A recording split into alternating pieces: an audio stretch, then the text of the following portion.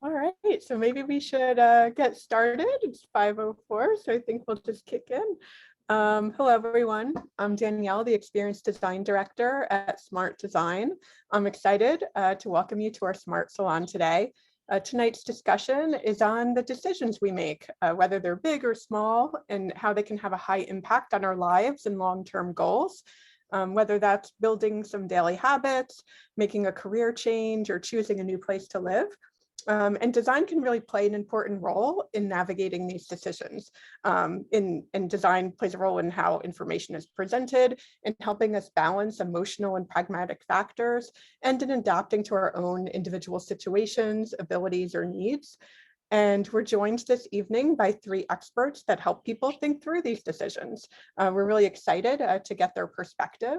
And now I will pass it to my co-host to say hello. Hi, everyone. I'm Valentina. I'm a senior design strategist here at Smart Design, and I'm excited to welcome our panelists. Let's start with you, Shannon.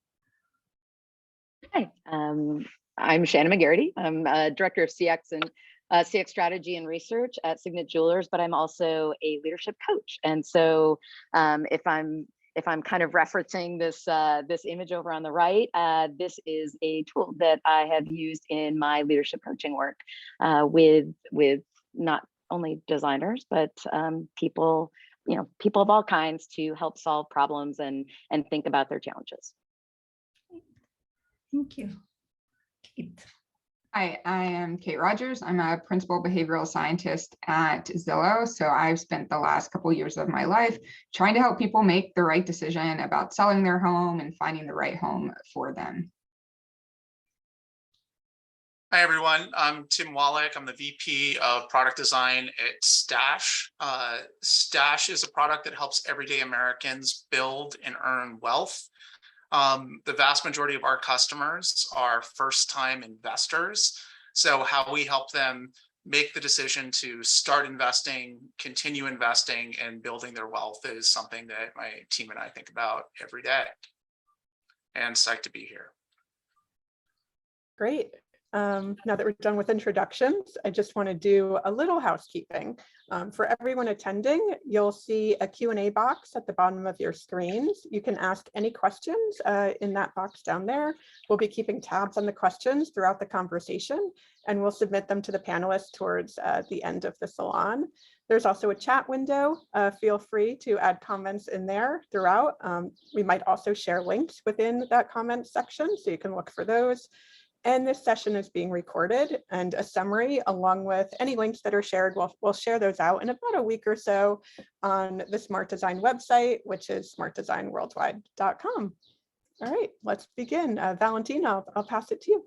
Yeah, great. Well, we want to get started by getting to know you all a little better. And one thing we can all relate to is the COVID pandemic and how it's impacted a lot of us and kind of either forced us or pushed us to rethink some big decisions, whether it's around our career choices, where we live, etc. So I'm curious to get started to, know if you've made, any big decisions in the past couple of years that might have been impacted by COVID, and if you could share that with us. So maybe Shannon, if you can get us started.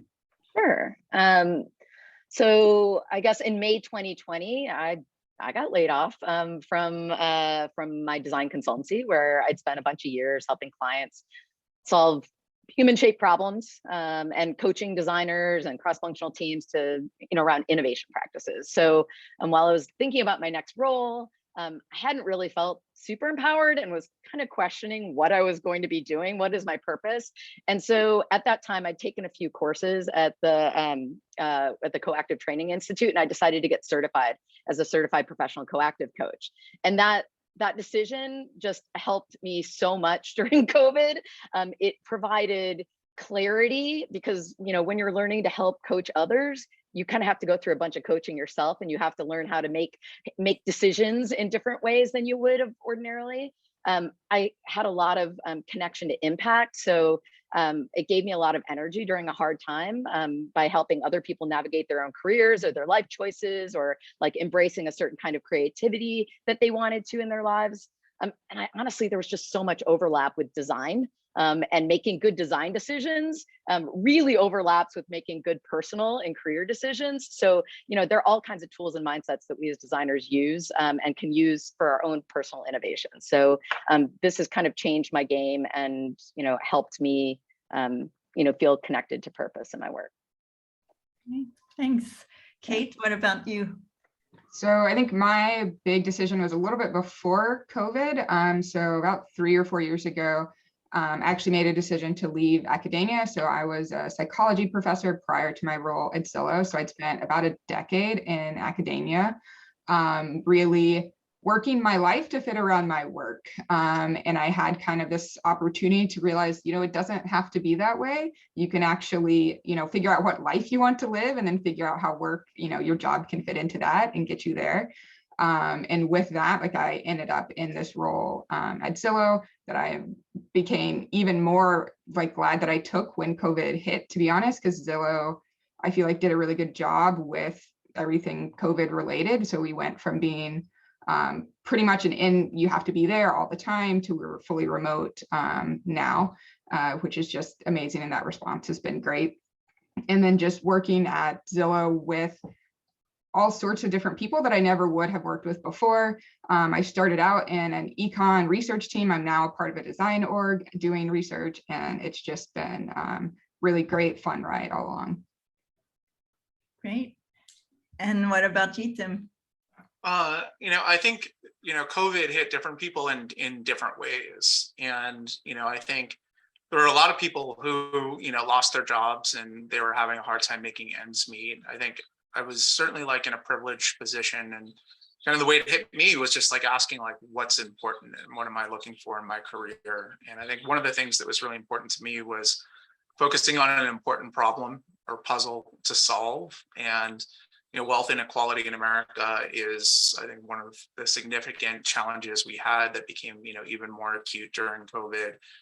And I also wanted to ensure that the work that I was doing was going to be able to make a disproportionate impact on that problem. And I've found over the years that, financial services, that there are a lot of people who don't have tools, they don't have advisors the way wealthy people do. And there's a huge opportunity to make the concepts of, investing and saving much more tangible to everyday people. And there's a lot that product design and an understanding those people could do. So it was a problem that I really wanted to work on. And I also was living up in Seattle, and my wife got an opportunity to come work in Santa Barbara.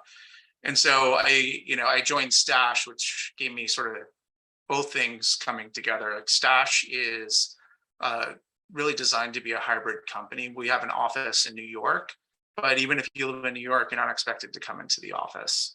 So being able to work remotely was something that was really important, and being able to work on a meaty problem that design could really help with, set us on a course to move to Santa Barbara and work on this.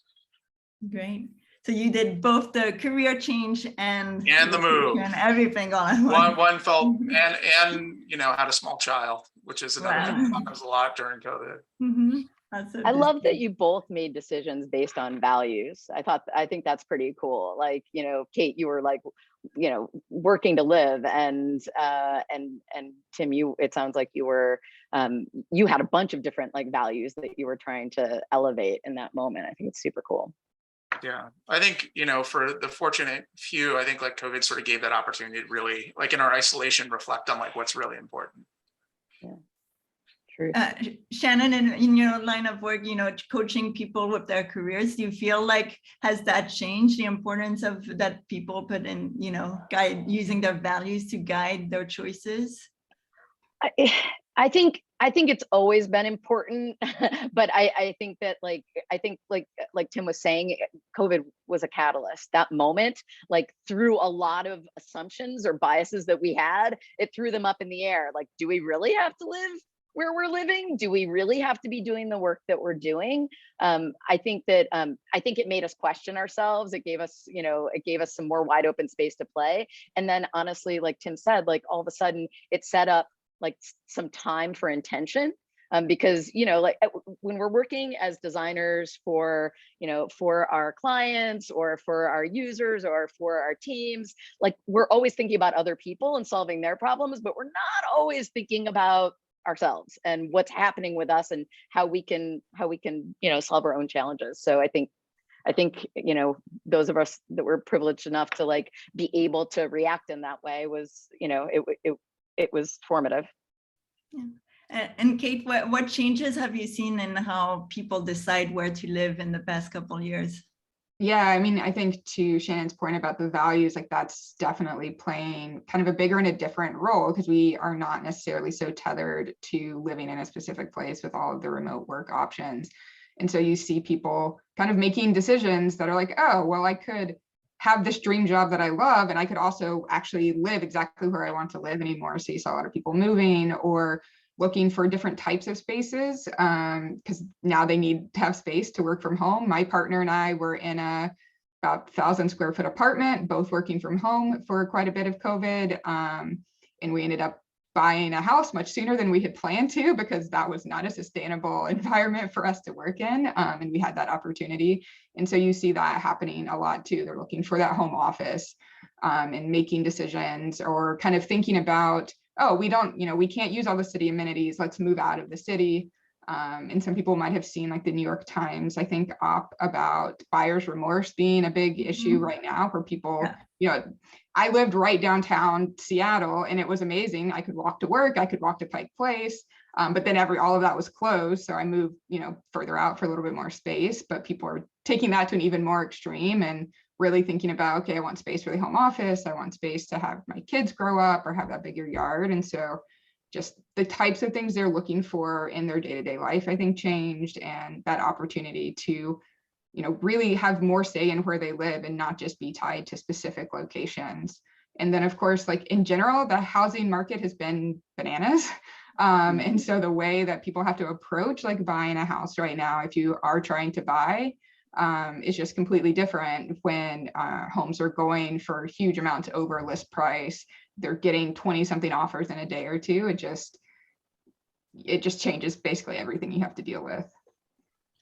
And Kate, you just mentioned buyer's remorse. I'm curious, what are some of the things that people had not considered when they were making those big decisions that they might be regretting now? Yeah, so this article that I'm thinking of, one of them, I think, highlighted somebody who was in a very densely populated city who moved like way far out into the country, very rural, and not realizing that, oh wait, actually maybe we do like living in the city, and thinking that they would be okay with that lifestyle, or kind of making trade-offs on the type of home they wanted to live in. And so thinking that, this I thought was a priority, but maybe it's not so important now. And then, moving into that space and being like, oh, actually, this was really important to me. Or I think a lot of people are feeling like they have to stretch their budget a lot further than they would have wanted to, or ideally wanted to, just so they have a space to live in. And so they end up in that situation of, gets really tight to make ends meet. And that can be very stressful as well. Yeah, actually, like the economic context has changed a lot. I'm curious, Tim, in your field, like how do you see people, making different decisions around investing money in the past few years? I mean, one of the things that was interesting during COVID is a lot of the financial services, particularly like a lot of the new apps, like totally exploded with GameStop. And so it was a really risky behavior, but I think it put investing on the map for a lot of people. But what it had led to was a lot of people making, it was sort of a confluence of a lot of things. It was people who weren't going out and not spending their money as much. It was people seeing that there were others that were getting rich. You had limited supply chains, so you couldn't get stuff, and people are thinking like, well, what should I do with the money that I have? So it's actually like a great awakening to the possibility of investing and saving.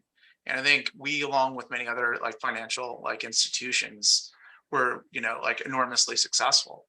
I think the thing that's been really interesting for us and like looking at others is that like our whole message is really about thinking long term, investing regularly, meaning like contributing regular amounts, and emphasizing that it's important really to get started and make sure that the wealth you're building is really diversified. So we've actually seen, I'd say like in recent times, that like last quarter, our number of subscribers grew, many didn't. So like our message is really about like thinking about the long term, not really trading or thinking about your money as a casino, and trading back and forth. And those companies that were making their money from trades are not doing particularly well. Our business model is actually super aligned to the customers, and that we're a subscription. So we make money when people join Stash, and we're fiduciaries. So our interest, that means that we have to be in the best interests of our clients. So because we have like a longer time horizon and a totally different business model, our business has actually been doing really well. So I think, there was the time of COVID where there was like a lot of excitement. Now there are some people, I think that have fear, but like, this is where we're actually really emphasizing our principles about building for the long term. And riding out, like, stocks will always go up, they will always go down, but over time they will go up. So that's one thing I think that's been really important. Great. And you've all touched about factors that are important, that were important to you as well in making your respective big decisions. I'm curious if you can speak about, in your respective fields, what are the factors in general that impact people's decisions? Shannon, let's start with you. I mean, I feel like one thing that everybody's touched on a little bit is that like sometimes we're pressured. We feel pressured to make decisions, whether it's because of time or resources, or because we're like during COVID exhausted and burnout or stressed. And sometimes maybe we're not even making a decision by not making the decision. So I think, yeah, I guess like these are, maybe they're a little bit more challenges to making decisions, or making good decisions, or things that make us like that push us not to make the best decisions for ourselves. I might have gone a little bit sideways there. Yeah, I think that plays a lot. I think that plays a lot into the housing market, actually. Just Kate, what you were talking about, like that pressure to pull the trigger. Because there is so much competition that there's not a lot of time to actually really evaluate in the same way. Yeah, definitely. I mean, there was an uptick in people buying houses without them having physically been in the house. My brother actually just did this. His sister-in-law was able to go in the house and like did a video tour for them, but they bought the house without having been there, because there's just, yeah, the pressure is there. It's going to be gone, and you don't necessarily have that same ability to figure it out anymore. I'll say, like, we had purchased a house in Seattle like a couple of weeks, maybe like 3 weeks after COVID broke, and right before essential businesses were shut down. So we had like this 1 week window where it was slower than it had been, or it would be. But nonetheless, like, I think one of the things that was actually really scary is that the windows were so tight to buy that, in your brother's case, he could only see it over video. In our case, we could see the house. The competition was still fierce, so you couldn't do the things you normally do to make a responsible decision. Like, we had to forego like all of the inspections because we had a day like to make a decision. So I imagine, like, as that scales and you think about like buyer's remorse, all the checks you would do to see, is this a good place? Is this a good home to buy? Is this a responsible investment?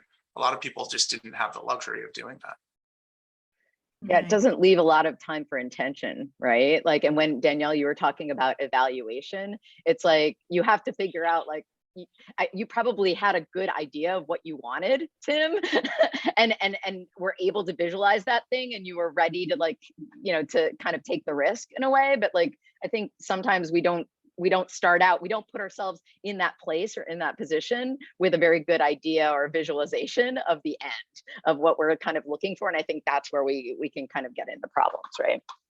Yeah, I'm curious, Shannon, in your line of work, how do you help people kind of prototype the options that they might have, and make sure there's no remorse?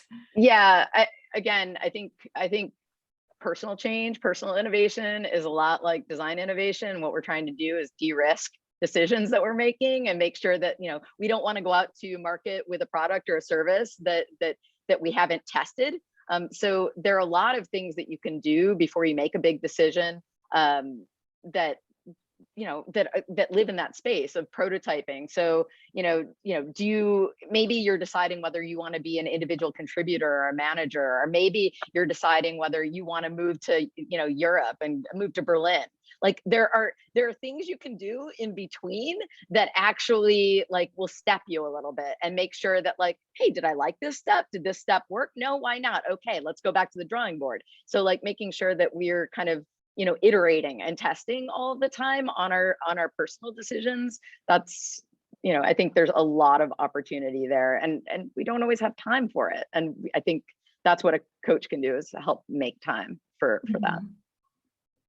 And Kate, when it comes to buying a house, what's the typical journey, and what are like the key moments where you think, design could help facilitate those decision at key moments? Yeah, so I mean, I think one thing that happens is like you just kind of start, I start looking at houses on Zillow, not just because I work at Zillow, but because that's, I think, what most people do. You just start looking and getting, oh, this would be nice, and sending them to your partner or somebody else, whatever. Be like, what do you think? So I think this is that step of figuring out kind of what you want and matching that also with what's actually available where you are, because there's huge differences regionally in what you're going to find.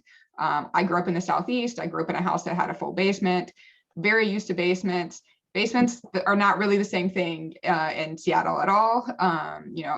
Living in Seattle, you might have to trade off on whether you actually have a parking space for your car or not. So figuring out what matters to you and whether or not that exists in the place that you want to live, I think is a big first step in getting kind of a realistic picture of what you want. And I think design definitely can help there by like highlighting, this is what's a typical, availability in the Seattle area or in Tucson. Those houses are going to be very different, and kind of giving people ideas of what they can actually expect for that area when they're thinking through it. And then you get to that point where you're like, okay, I'm going to go start seeing houses, either open houses or with your realtor, and trying to figure out more, what it's like. I think at that point, you're doing these activities in real life, but you still have a lot of information that you have to keep up with, right? I personally had a notebook and a spreadsheet to like track those key things of these houses that we liked and what it was and what we didn't like and all of that. And I think that's another space where design can step in and help us, figure out how to organize that information. What's the information we might care about? And then once you get to that stage of you found a house until you put an offer on, and you're maybe very lucky and your offer is accepted, then you still have about 100 more steps maybe to actually close on the house, move into the house. And again, like organizing that information and help people, stay on top of all of those deadlines, given those resources to do so. I think it's also an opportunity to help people feel good about the decision they've made. Like once they're getting to that step, to like highlight, this is a good decision, you've made it, because at that point, there's no going back. And so I think throughout there's a lot of opportunities for design to help educate people, help them kind of sort through and keep everything kind of up to date and make those comparisons easier, because it's a lot of effort to look at houses and find a house and like get your finances in order for that. So any way that we can kind of take that cognitive load off somehow would be amazing. And Tim, when it comes to investing, what are the common mistakes that you see people making, and where are places that you think, Stash or design can help? I mean, I think the biggest mistake that somebody can make is actually not getting started. And so like, I think our approach to like this big question of, when should I start saving? When should I start earning? When should I start investing? Is to make the big questions actually really small, or a series of small things to answer. So, if you want to open up an investment account, in many cases, it costs like $1,000 to start. Well, that's a big investment. And the vast majority of Americans don't even have $600, if an emergency comes up. So, our approach is just to make these big questions like really easy and allow people to get started. So it's opposed to have to buying like a full stock, you can buy a fractional stock. You can get started with $5. as opposed to at times being like paralyzed, like what decisions do I have to make with like most of our subscriptions. There's something that's called Smart Portfolio, which is like a balanced portfolio. So anything you do there is generally going to be, you know, a good decision for the long term, and it's really like personalized for you. You know, a lot of people may forget to contribute and make investments, so that's something that will automate. So like all these like little things to add up and, you know, reduce the amount of upfront investment, make continuous investing something that's easier, help people make really easy choices. And I think the other thing is, because investing's new for most of our customers, it's like actually just like leaning into education. So like we have a number of articles before, like once you sign up, before you make your first investment, you know, we will launch like 3 videos to explain like the basics of investing, whether it's like automating or, you know, different kinds of investments, so that people have that context before they start. Great. And I'm curious, we've talked a bit about the, you know, decision paralysis and helping people get started. I'm curious about the other thing, when you have too many options. So sometimes, you know, it's a great position to be in, but it can also be a challenge for people to know, you know, what direction to go for. Shannon, I don't know if you have techniques to help people work through these options. Yeah, I mean, you know, oftentimes I find that like we have to generate, we have to go big and then kind of evaluate and kind of start making choices. And so like I have a tool in my kit around balance coaching and helping people first open up and generate the different options that they might not have been expecting or thinking about, like open up their perspectives.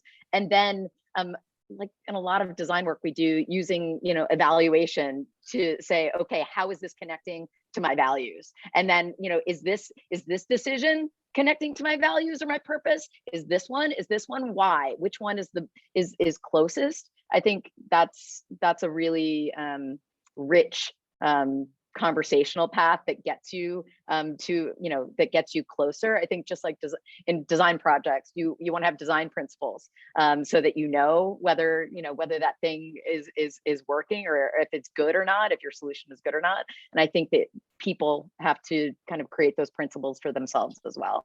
So that's always nice to have like a North Star to guide towards. I'm curious, Tim, you were telling about the tools that help people make investments. I mean, can you go into a bit more details about the role of technology that technology can play in facilitating people's decision? Well, I mean, I think there's what's there, and then I think there's sort of the what's to come. And I think, you know, the what's to come is really going to be sort of ushered in with like a bit more machine learning, where we can actually make, you know, like truly personalized investment, like truly personalized like advice or recommendations for people based on what we know about them.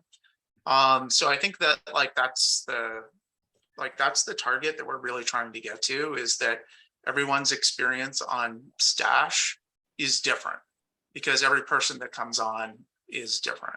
So I think that that's some of the role of like where we would like to aim towards. And you guys talked earlier about things that help take the cognitive load off of decision making.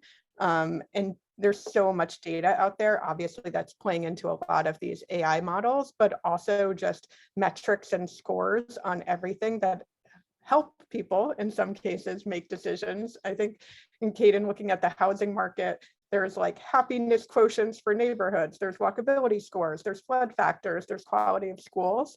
What role does data play in kind of helping, data and metrics play in helping people make some of these decisions?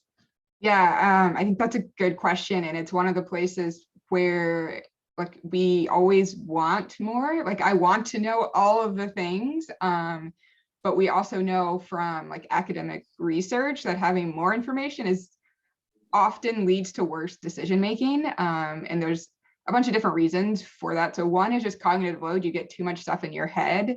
and you can't keep track of it all. You can't weight it appropriately anymore. Or you just have so many options that you end up in that decision paralysis where you just don't do anything, right? Like you have all of this in front of you. And so now I can't do any of it because it's just too much.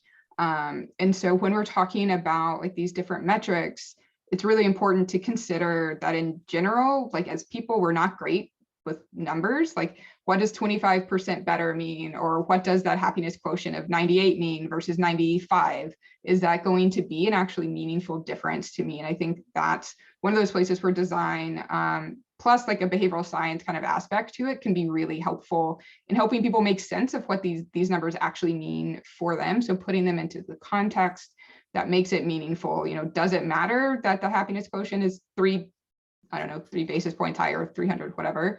Or is that not going to be a noticeable difference, you know, to me, and figuring out how we can display that information to them in that appropriate context, but without so much information that it's overwhelming. Or to Tim's point, like, you know, if we know X, Y, Z are important to a person, maybe we give them those 3 metrics up front, and that we don't show them everything up front. It's there for them on the back end if they want to go look at it, but it keeps you more focused on what you say you care about and from having too much information in that moment. Yeah, Tim, maybe do you have any examples of how kind of data being displayed in different ways or kind of giving an understandable story helps people better make a decision because the information is clear and clear to them and how it's displayed? I think I might approach this one more on like how we go about kind of solving that problem. Like, you know, we're redesigning some of the major visuals like in our app, you know, to help people like understand their progress and how they're doing. And I think it's sort of dangerous to presume that like most financial graphs are incredibly helpful, you know, to people where it's their first time investing. So I'd say like if any place we've like really iterated the most, like in our recent work, it was like actually understanding first, like what's the customer's mindset like when they get to this experience, like what's their mental model, what are like the most basic questions they're looking to answer, and beginning that mental model first and then exploring like what are the best ways to go about solving for that and what's the priority of those things. We spent a little while like on that because it was a really sort of difficult nut to crack. But I think the thing that we just found that the most important was actually just understanding when the customer comes to this moment, like what questions do they have and what's the most valuable information for them to answer those questions. If I take it off of like the customer and actually just like look at our organization, and I'd say like many UX organizations in general, there's also almost too much information to make a decision. Like prior to joining Stash, I was at Google and I interviewed one of the VPs of product. And I said, you know, what's your burning need? And he said, you know, well, I get, you know, UXR reports that say something, market research that says something else, data science that says like yet a third thing. And even from all those disciplines, all those things like don't necessarily always, they're kind of related, but they don't always kind of agree. He's like, I just want a single source of truth that says like, what should I pay attention to? So one of the things we've been building at Stash is sort of like a unified dashboard that pulls together customer service, that pulls together data science, that pulls together our usability studies, that pulls together like our surveys and puts them like into a single format and like rating system that allows us to say what parts of the product experience do we most need to focus on. Because the same things that happen with our customers, like we're people too, like happens to us in our organizations. And it can be like really challenging to say, okay, like of all these problems, like which ones matter like the absolute most. Yeah, absolutely. I mean, Shannon, you mentioned earlier, personal innovation is a lot like design innovation, and the way we kind of approach our work when we're doing research, we're gathering a lot of data inputs and we're kind of synthesizing and putting it into buckets. Maybe you can talk a little bit about that process of prototyping to get down to kind of the vision to even generate different opportunities that you might approach using education and tools online. Yeah, gosh, using tools online. It's funny you say that, and I was like, oh, I switched up a little bit because like I think a lot of this can be very lo-fi in a way, like making these decisions, doing research, like and like sometimes it's just about you know, asking yourself powerful questions and framing problems and giving yourself empathy and trying to understand the situation you're in so that you can define a goal and ideate around it. But I would say that like some other kind of tools that I think I suggest and I use myself to make decisions are, you know, daily reflection, journaling, habit tracking, and habit stacking. Actually, last time we talked, Tim had brought up, I think, atomic habits, the idea of stacking habits so that you've already got a habit, and then like making sure that you can like measure and build on that habit so that like it's sticky and grows. And so I think, you know, when we get into the idea of measuring like how we're progressing against our goals, I think habit tracking can be really helpful, and it's kind of lo-fi. So yeah, go ahead. Yeah, no, go ahead. No, I was just going to say, like, I think there's that, and then figuring out like making sure that you know what the current state is, and visualizing what the aspirational future state is, so that you can kind of make some connections between like what things were like before, and you know, and oh, how does the current reality measure up against that in a way. So yeah, I think for instance, in my practice, I do at the beginning of any intake with a client, I'll do something like a wheel of life or a wheel of career, and try to understand what their current state is against like these different kind of pieces of the puzzle, like, you know, work-life balance, et cetera. And then we do that again later. And so that we get to see how the progress has happened against the things that matter most to them. So hopefully that kind of gets at what you're asking. Yeah, no, definitely. And I think it kind of ties back to what Tim was talking about, with just getting started with $5. How does that add up over time? And what does that help people understand by kind of tracking these small investments, but to reach kind of larger goals or aspirations? And I think with that is the important point of like making that first step as easy as possible, right? Like, so lowering that threshold, which Tim kind of talked about earlier, but Shannon's also like breaking down into these small steps, because otherwise it's going to be really scary to get started. So starting with those things, starting small with your habits, and kind of adding them over time can make a big difference in actually getting anywhere with them, because change is always hard. And when we're trying to change like a big life change, or, you know, money habits, like those are things that were pretty ingrained in us. So it's going to take a while, and you have to give yourself some grace with building that up over time, and not try to, you know, necessarily do a big overhaul overnight with it. Yeah, and in that getting started period, education is a lot of what people are kind of getting into the research and kind of diving into, just understand how to get started, or what's the best way to get started. Is there anything, I know Tim, you talked a little bit about education materials playing a big role in Stash in getting people to kind of over that initial investment bubble. Maybe you can talk a little bit more about creating educational materials online to keep them simple.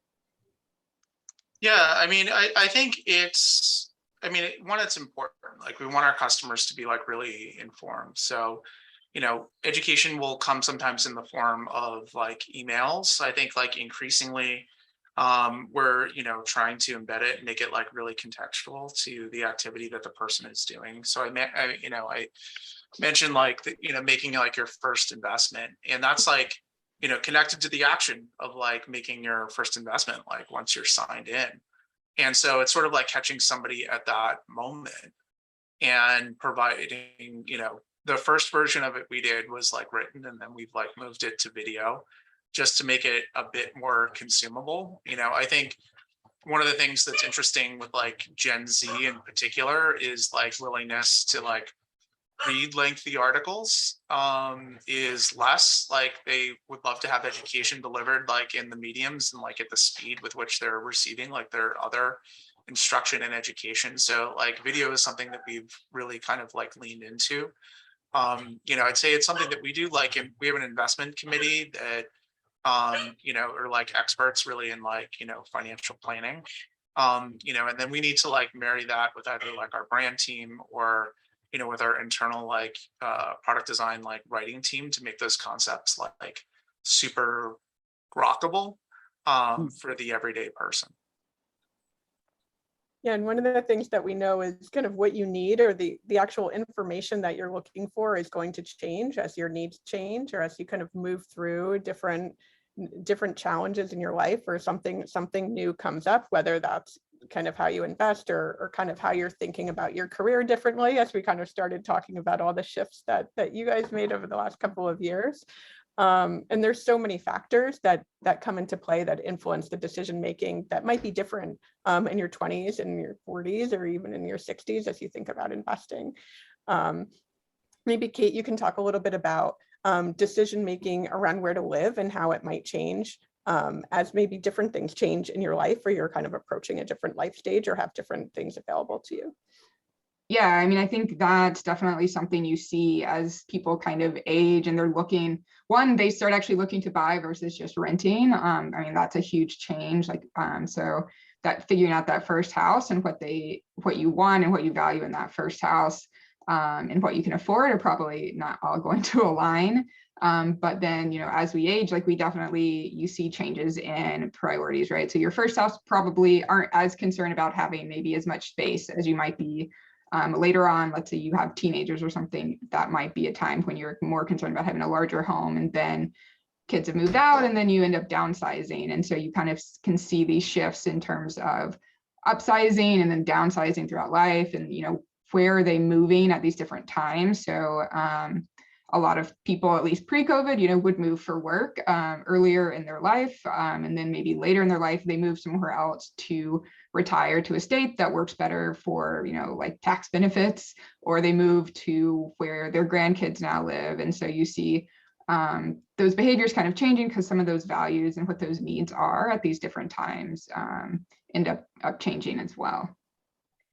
I think also that like it's hard to make time to think about what has changed in 3 months or 6 months, et cetera. And so setting intentions about, when do I have to do that self research, or when do I have to do the research on housing market, or when, or on what I need from a house, or on what I need from an investment strategy. I think we can sometimes cruise and coast a little bit on that assumption, or that thing that we knew was true 3 years ago, but we don't always question and check in with ourselves. And so where is there opportunity to do that in our world?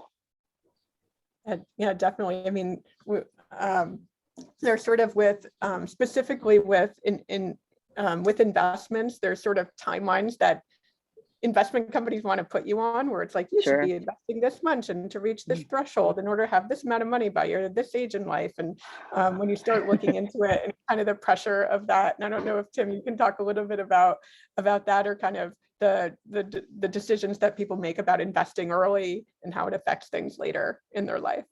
Yeah, I mean, I think the first thing is like getting started early just is the best way to start. I mean, you have, compounding interest, which is like an amazing thing to have. You're able to have money in the market like much longer. I think without doubt, like what we're talking about though, is like certainly like life stages where, sometimes your financial needs will differ, whether it's like having a house, having kids, having, some kind of property that you want to protect, like think about retirement.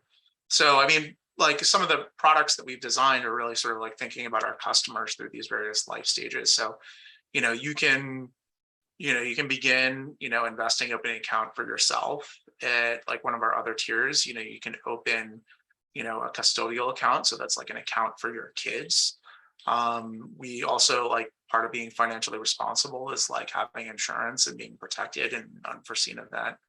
So, we have like retirement accounts as well. So like we're thinking about these products sort of over the course of like, the journey that a customer would have over many years. One thing I would say is that there is a segment of customers that are very goal driven, and there are many that are not. like their goal may just be progress. Their goal may be better than, I want to do better than just like, leaving my money under the mattress or like in a bank, and see that or their goal maybe just be like, hey, I've done something and I'm doing something responsible. So I think like that's something that varies like a fair amount.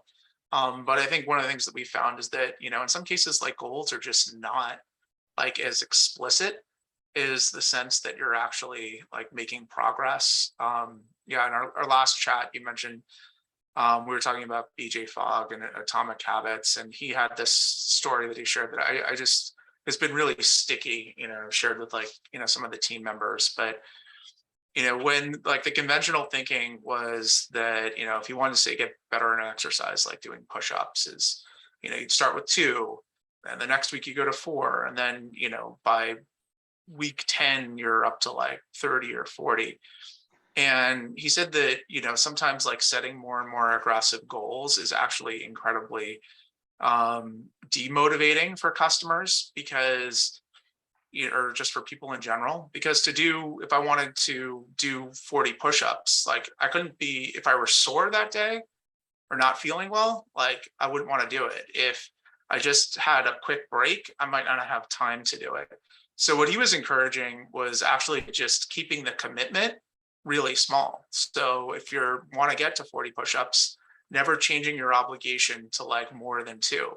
And over time, if you have, a month later, you have a little more time, maybe you're doing 8, 2 years later, maybe you're doing 20 or 30, but you actually never change that commitment.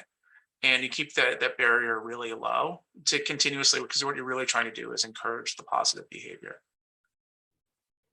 Yeah, and that's interesting, because it's like, Shannon, it's like breaking out of what you were just talking about, which is like these fixed timelines. Right. And I think it can help you to understand and visualize like what that big goal is, like health or responsibility, fiscal responsibility, et cetera, or financial responsibility. But I love the idea that it's the commitment that changes. Like, so that's why I think prototyping and testing in small ways and doing experiments kind of fits into this model, is that you don't want to set yourself up to feel like you've lost immediately. It didn't work out, so that goal isn't any good anymore. I think it's a great way to de-risk your goals as well. Yeah, I think that's pretty great. Yeah, and all progress is progress. And even, so like those small incremental steps. I think it's interesting that to be able to kind of, sometimes if people aren't tracking those things in any kind of way, they lose sight of them. And then it feels like they're not making progress. But if they had some like view of the kind of small things, it actually does kind of add up to something, and they can see that, and then that they can feel like they're moving forward. Agreed. Kind of have to be a little bit like a scientist. In our work as designers, we're constantly thinking about metrics and what are the signals that we are proceeding against our goals, and what is the actual hitting of the goal mean. And so like just defining kind of what those incremental goals are is, I think, kind of a powerful piece. Yeah, and making them have meaning Yeah. at the incremental steps, and not just at the final one, for sure. Yeah, agreed.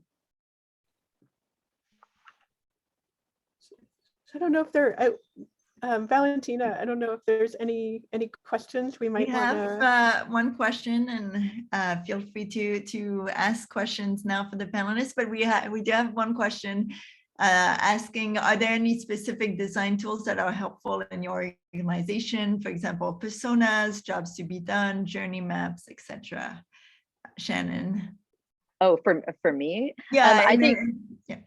Okay, so I think that I think ideation tools and lateral thinking tools have been really helpful in my work, opening up different possibilities for clients. So if we get to a place where we're like, oh, we know what the problem is, and here's what the goal is. Oftentimes, I think just like in design life, we kind of generally focus on the first solution as opposed to opening up. So I use stimuli to be able to like break apart and brainstorm what these different opportunities are, or what these different solutions could be, so that we can kind of go back and evaluate and use evaluation tools. You might use, and when you're evaluating, you could use a 2x2, and put your values in different spots. Like there's so many different design tools that you can pull in to thinking about personal innovation and making choices. Do you have examples of the stimuli you might use? Yeah. So I was talking a little bit about balance coaching before. And so sometimes when I have a client who's like, it's got to be this way. And I'll ask them, oh, well, are you open to shopping for a new perspective? And then I will ask them completely off the cuff random questions that don't connect at all to the topic. So for instance, if you were trying to decide whether you're going to move to Paris or not, it's like, okay, so you've got this very specific perspective about like, you can't go because of X, Y, or Z. So, what is your favorite movie, Valentina?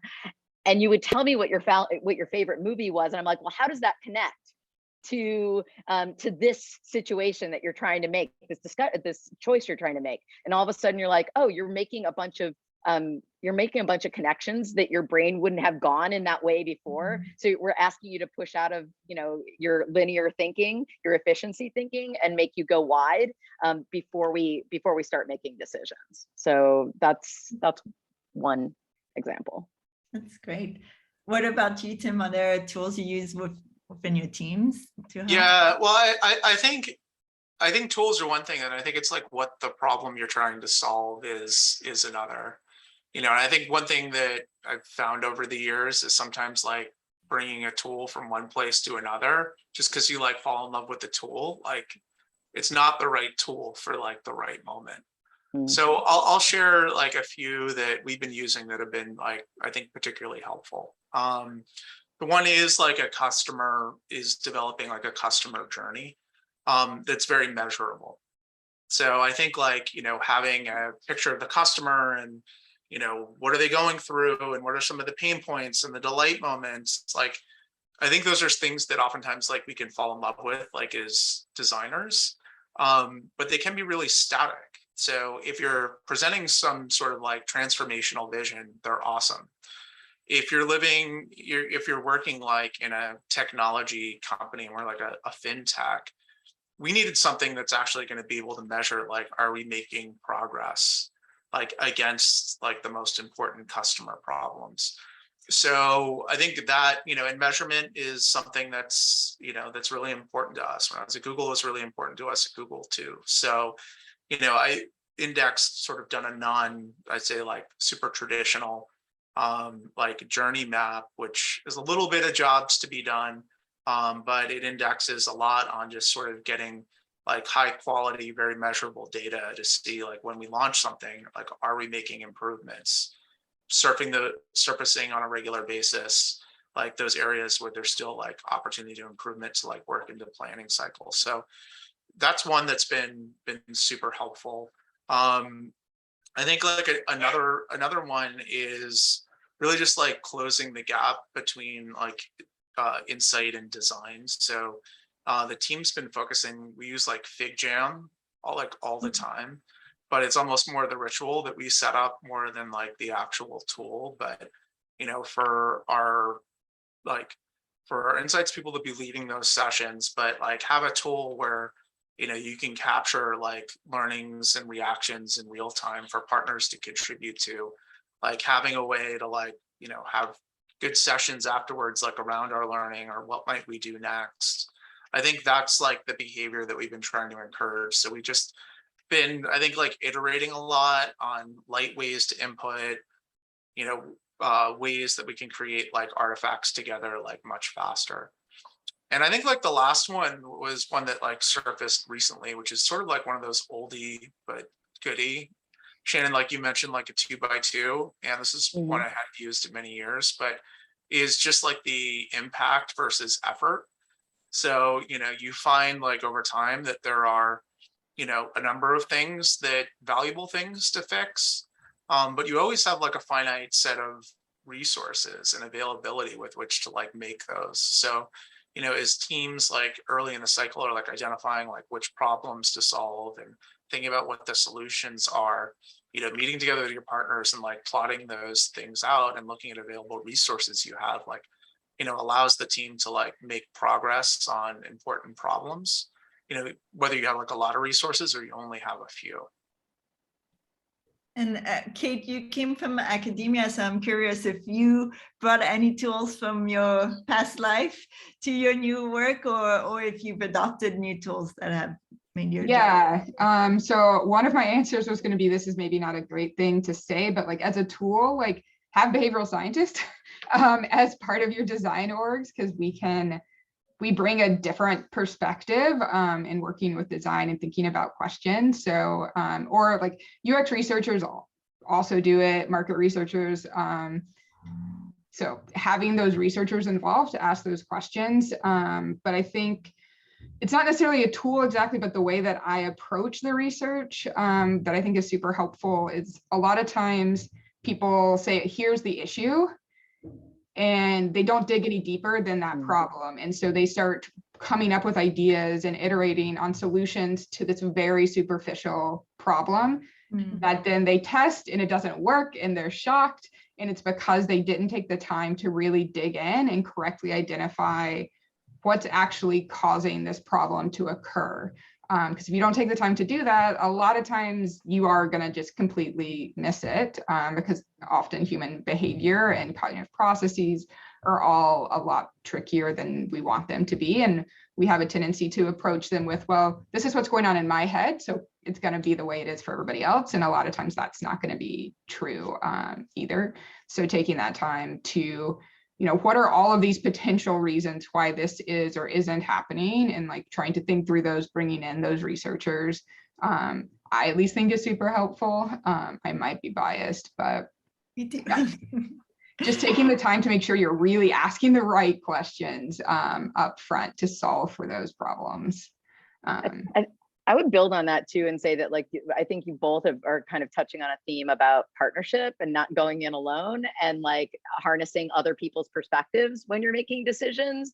Not to say that you're ceding the decision to someone else, but like getting someone else's feedback, perspective, like will help you kind of approach a problem from a different angle. And I think we find that in design all the time. Design partnership, cross-functional design partnership can help us, but it can also help you in your, personal decision-making as well.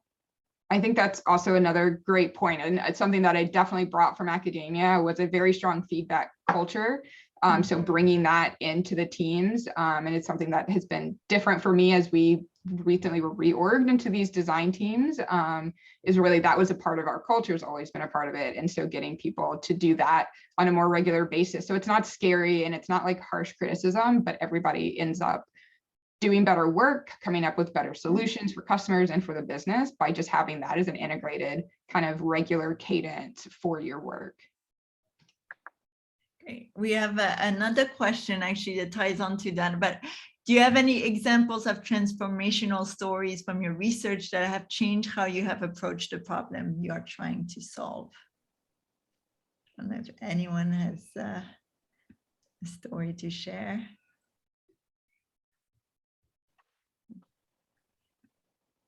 I think what you were just while you think about it, what you were just saying is interesting, because the conversation we started about, how people make decisions at the individual level, and now we're kind of looking at how the parallels with making a decision for a business or as a team, and some of those parallels as well. Yeah, I also just think that a lot of the stories from the past couple of years, again, just coming back around to where we started, and COVID sort of shifting so many people's way of approaching life, those are transformational stories that are inspiring. And I think that just as inspiration for all of our work of like a fresh perspective and taking a step back, and not, I think we see this all the time in approaching a problem with a client where they're kind of contained within asking the same question, kind of what Kate, we need an app. Yeah, like we need this. And it's like, wait, take a step back. Maybe that's not what you need. Is that what people need? Is that what, or you're even talking to the right people? But I think just kind of being inspired by approaching things in a completely different way to tackle a problem that you didn't know existed.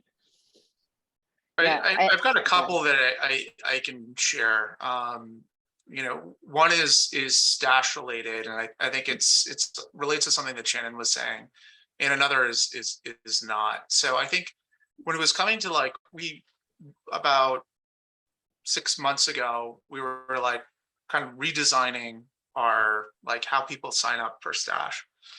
And like one of the things that we found is that, for people to like share early on in signing up, like what their commitment or what their goal is something it's both information that you kind of need to be able to, to personalize it for the customer and do something in the best interest.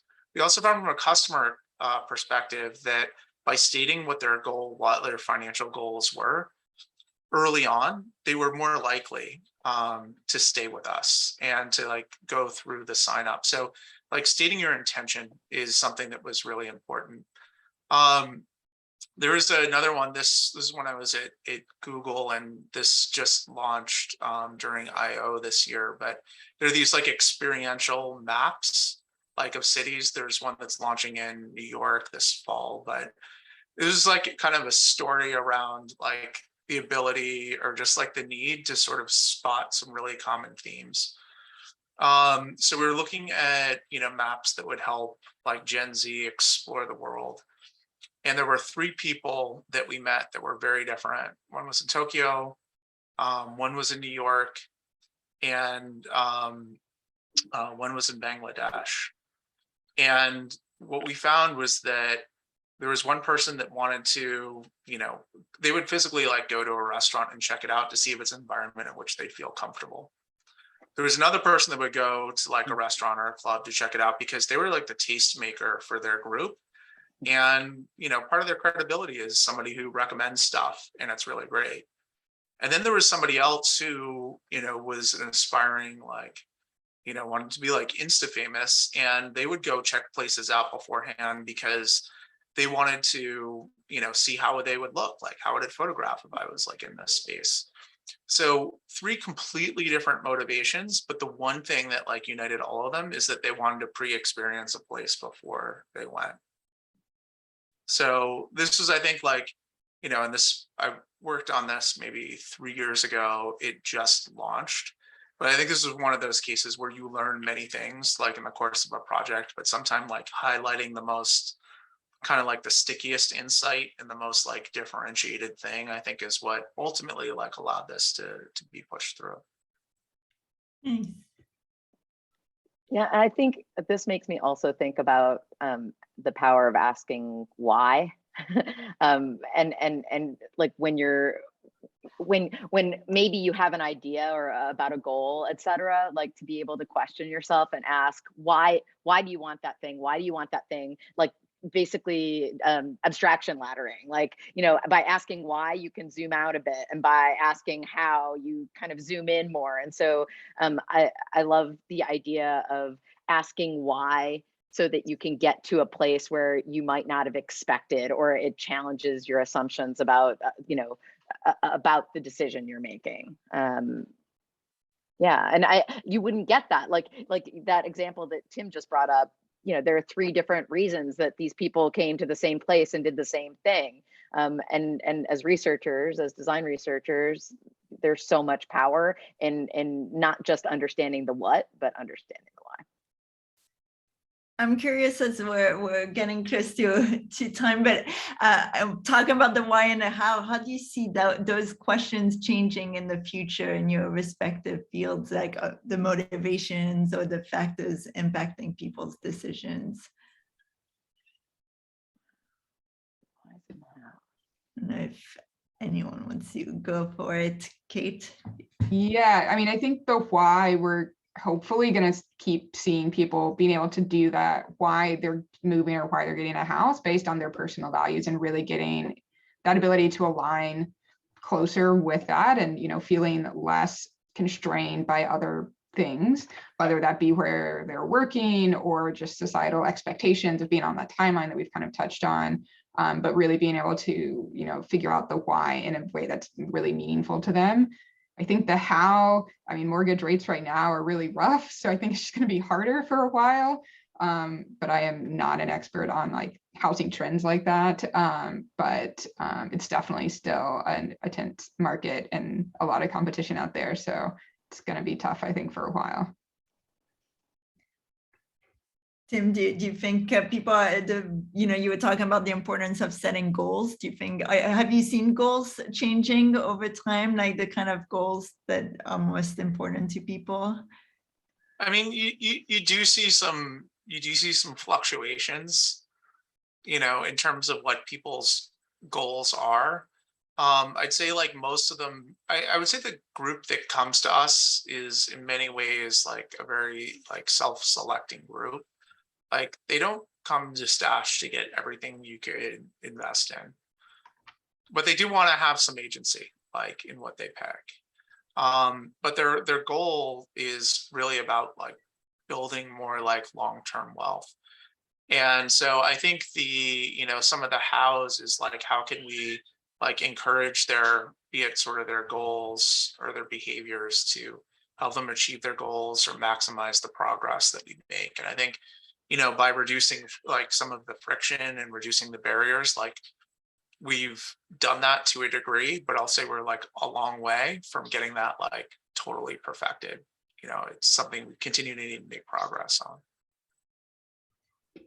And I guess a final question, do you all have any final words of advice that you could give people struggling, you know, having to make big decisions and helping, you know, helping them guiding them towards the right decision for them?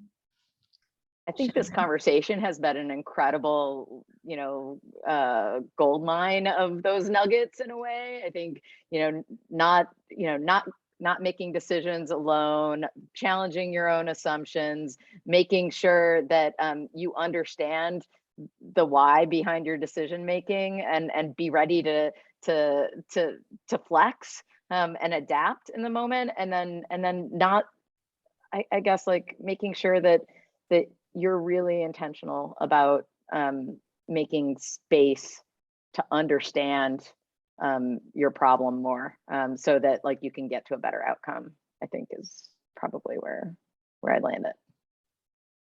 I think I would say like there's never a single right decision, regardless of what you're talking about. There's always going to be lots of good, decent, great, you know, options for you. And like when you're coming to thinking about like a house, you're never going to find the perfect house. Like you're always going to have to compromise on some aspect. And so like if you just keep searching, if you are basically an optimizer versus a satisfier, and you just continue searching, you're never going to get a house. You're never going to make that next decision or change that career. So just keeping in mind that, like, you know, there's not a perfect decision. And most of the time, if you don't love the decision you're making, like you can change it again in the future. It might be a little while, but like it's not necessarily set in stone. So don't think it's going to be perfect or that you have to have all the information, because if you do, you're never going to get started. So just get started.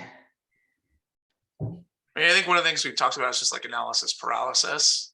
So like not presuming that having all the information there is going to help somebody make a better decision. And I think that's part of like the hard work that we have to do, like as designers and with our partners, is like understanding what are the most important aspects of making decisions, understanding which of the user problems, you know, listing 20 is not going to be helpful.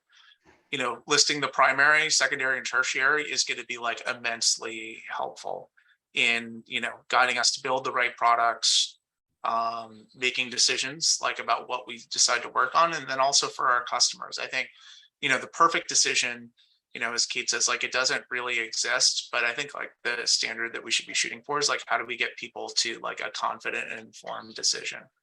And many times that's going to be, you know, certainly not the kitchen sink. And I think that's sort of the hard work, and that's the art. Great. I think that is all great advice, as I am an optimizer decision maker when it comes to house hunting. Same, so- same. I understand. to help me tackle it. Yeah, so I think I think we'll wrap it on all of that great advice for today. Thank you so much for your time.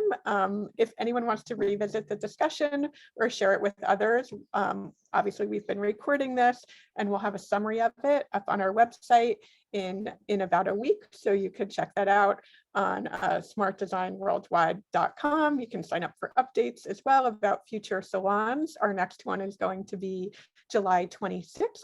We'll be announcing the topic shortly, so you can check that out. So thank you. Thanks, Kate, Tim, Shannon, Valentina. Thanks for co-hosting with me. And thank you all for joining us. And I hope to see everyone next time. Have a good night. Thanks for having me. Thank you. Bye. Bye. Thank you all. Take care all.